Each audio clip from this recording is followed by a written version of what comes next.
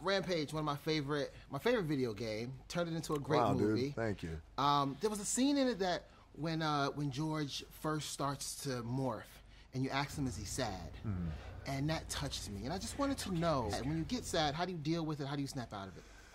I have a tendency to, my knee-jerk reaction to sadness is some sort of action. So I'd like to go do something. I feel, and for me, the going to do something, it sounds boring and cliche, but it is what it is with me.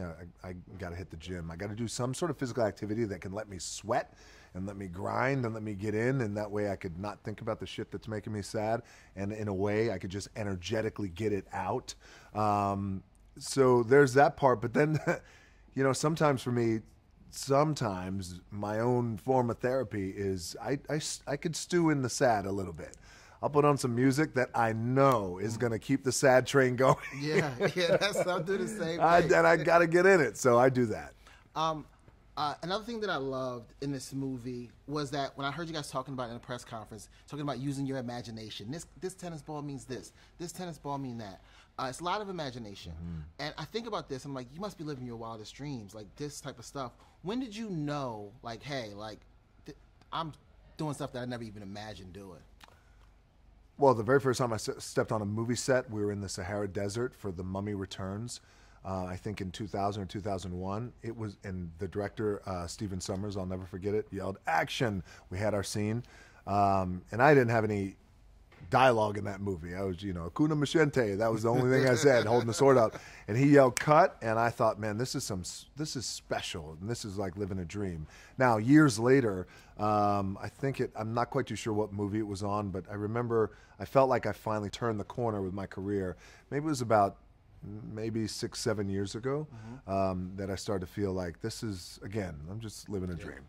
Best memory, because you've been famous for a really long time. Rock has been a part of the American culture for years. You just said 2000, and you were already famous before that. Right. What's your greatest memory from a time before you were famous?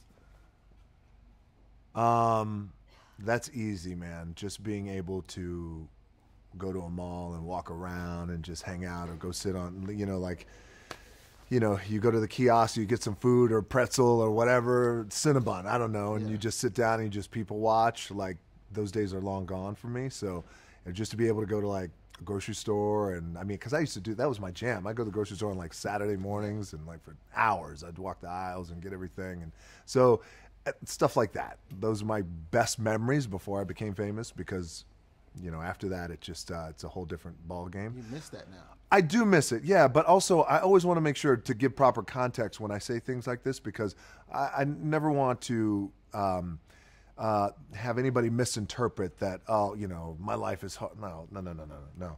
Because the alternative is that I go back to that and nobody knows who the fuck I was, excuse my language. So I'm happy with where I'm at now. And look, just because I can't go to a mall, my life is all right. Yeah. Hey, thanks. Yeah, good to talk to you, man. God, Xilla! Yeah. Xilla, bitch!